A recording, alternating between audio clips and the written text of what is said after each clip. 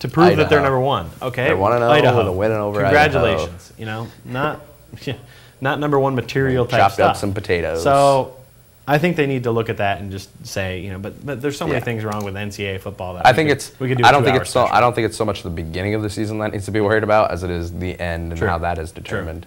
I think we would all look the other way on the seating thing and just say whatever if they decided it like man on the field instead of in an office with people voting. Yes, with a computer. Well, they don't necessarily have to have a computer. They could just write their message down and hand it to someone who then is at a computer.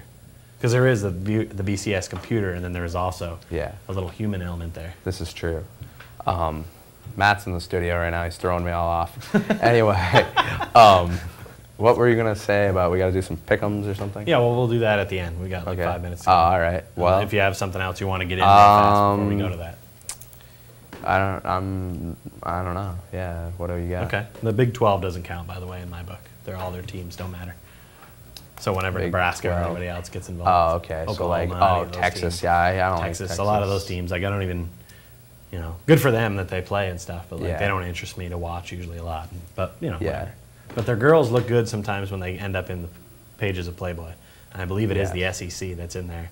That division has Florida and Tennessee. So they have some schools that matter. Well, yeah. Well, they matter. Check it out if you get a chance. All right. So this weekend, some big games on the slate. I picked one game from each time slot of interest. Nice. I picked Indy and Tennessee. Let's, you know. Yeah.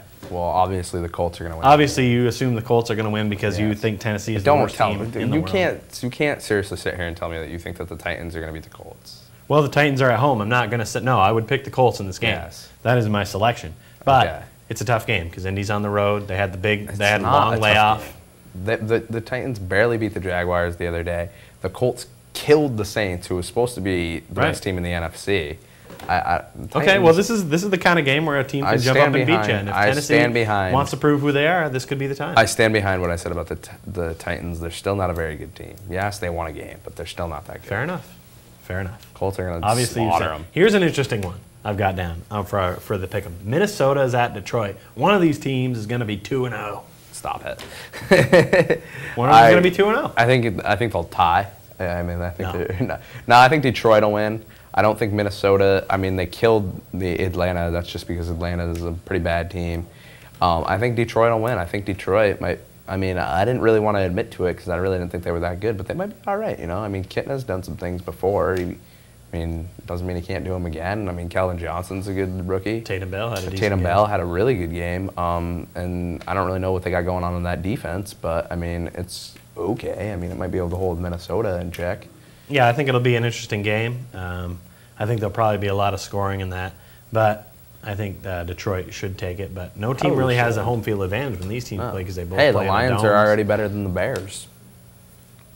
So what are you going to do? There you go. And I think they're going to continue it next week, so I like the Lions over the Vikings. Yeah, I think the Lions will probably be. San Diego is taking on New England on Sunday night. Whether there's cheating scandal or no cheating scandal, those two teams are going to be. It's going to be a big game. See, normally I'd take the Chargers here because I hate the Patriots, but see, the Patriots cheat. So I don't know. I still want to go with San Diego, but it might be pretty close because the Patriots might just cheat all game. Unbelievable. Bunch of cheaters. You're unbelievable. Well, I mean, how can you beat a team that cheats? You know. I think this whole cheating scandal is going to have New England up on their game even more than they normally would be. Yeah, because they'll be cheating. They play well at home, and San Diego, quite frankly, has the coaching staff of idiocy in check there. So I'm going to go with New England to win, even though I don't like them. Where's the game? Is the game in San Diego? Can recognize that they're good. No, the game's in New England. Well, then it's going to be easier for New England to cheat. So I still want That's San what Diego. that big tower is for, right? Yeah, in their stadium, they just stand up there and that? cheat. Yeah. I mean, they zoom in. Whoa, what's going on? Wow, that's cool. some Tron action. That was nice. Good. That was not cheating like the Nice. Patriots did. So the Patriots must have had nothing to do with that. Because I mean, terrible. If the Patriots had anything to do with this show, you'd be seeing the Jets defensive coordinator behind us doing signals. How about UVM club football? Yes. What's happening there? They don't cheat. They don't cheat. So. And they will be playing again this Did they win? This Saturday. Did they win the other day?